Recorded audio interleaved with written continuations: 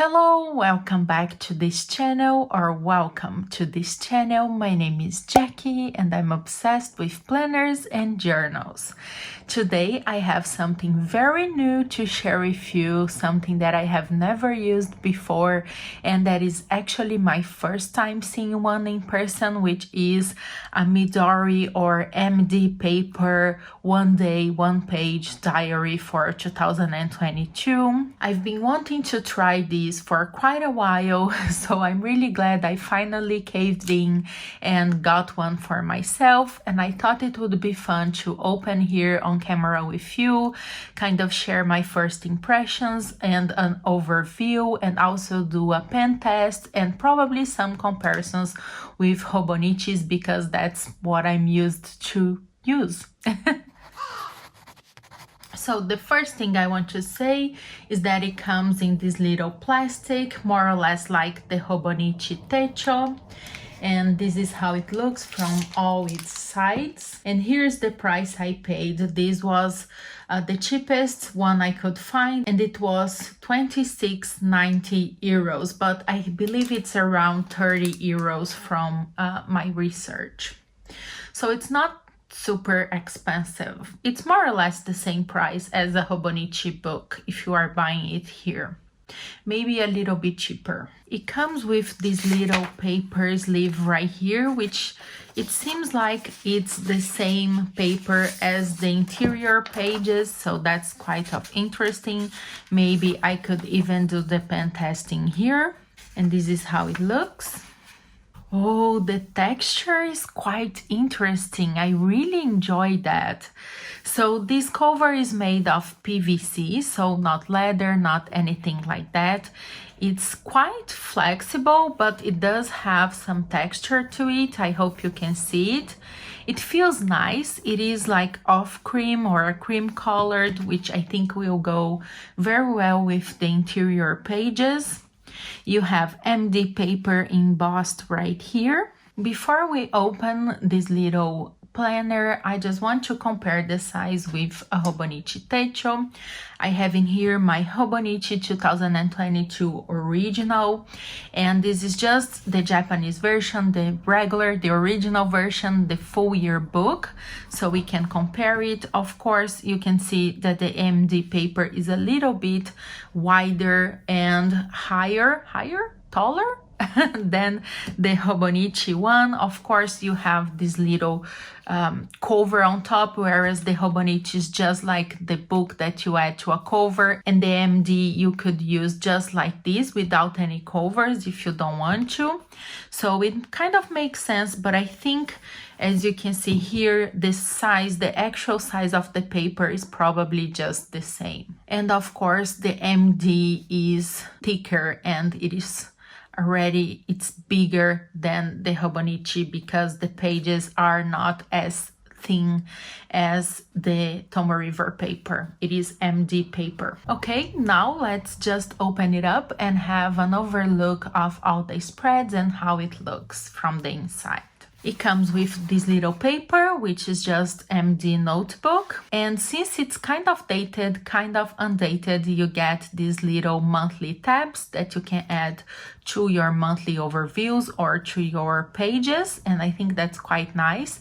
I love how minimal the design looks. And that's something that drew me to this planner. It's just so minimal and beautiful.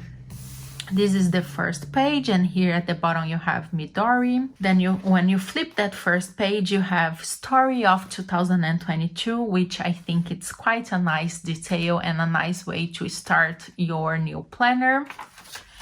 Then you have some yearly overviews, so you get 2022 and 2023. So the current year of the planner and the following year, you don't get the previous year. Then it goes directly into your monthly overviews, and it starts in December of this year, so 2021, and it will go up until January 2023. Again, very minimal. I just love how open this is and how much space you have around your calendar.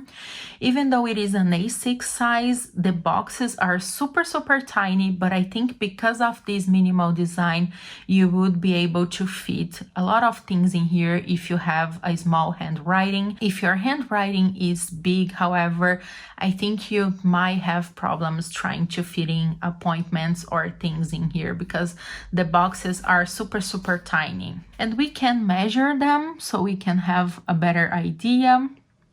So you have more or less 2 centimeters. The squares, they are actually, you have a little bit more space this way, but it is around 2 centimeters, a little bit more. So it's very tiny, and you could have some problems trying to fit a lot of information in here. But you do have a lot of space around that page, which I think you could just draw a little arrow and add more information if you want to. So let me just flip through some of the monthlies so you can have an idea of how they look. The paper feels really nice until January 2023.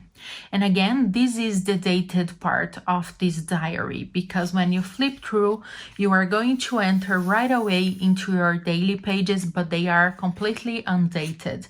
So you can do whatever you want with those. So this is the layout of the undated daily pages. You have some brackets right here where you can add your date. Then you get 7 dots right here where you can write down your tasks or the priorities of that specific day. Then you get some lines right here with the hours, so kind of a vertical hourly in here, and they go from 8 until 24. And then at the right side, you get just open, so you don't have any lines, any dots, or anything. It's all blank. So if you have trouble writing down in blank pages, maybe this can be a problem, but if you press down the page, you can see the lines from the other page. So I think you would be able to use that as guidelines to write straight. According to the website, I did not count these at all. You will get 385 pages of daily notes. At the very right side of the page, you have these little lines, these little marks, which are to guide you if you want to add those tabs right here. So you got 12 of those little spaces, and I think this is very nice. So you can add one of these tabs if you start on January, and then you can just go ahead and plan or journal your way through, and then when February arrives, you can just add another one and you have those guides in all of the pages. Then when you have your very last one, you just get like a blank end page, and then here you have space to write down maybe your personal information and your signature. And then here it says to be continued 2023. So it's kind of a continuation from the first story of 2022 to be continued 2023. And I think that's so charming, and I absolutely love that.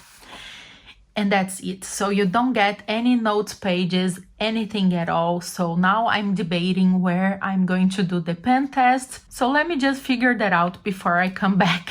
I'm going to use this very last daily spread to do my pen test. It's hurting me inside a little bit. I wish they had at least 1 note pages so I could do this, but okay, it's part of life. Let me get started. So I started with my Pilot Vanishing Point because it is the pen I'm using the most at this moment. And here I have a Pelikan ink, which is kind of to the drier side.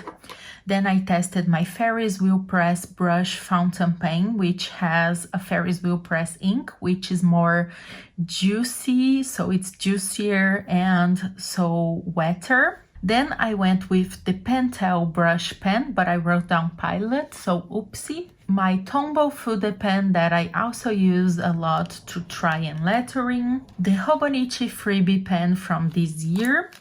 and also a mild liner marker, because I think these are some popular options that we usually use. Then I went with my Winsor & Newton watercolor, just with a blue ink, and I added a little bit more water to just test how the paper would react. It looks quite nice, as I see here, and you can see here that I added a lot of water to the watercolor because it started to bloom even here. And there is no bleeding, so that's quite interesting, not even with the watercolor.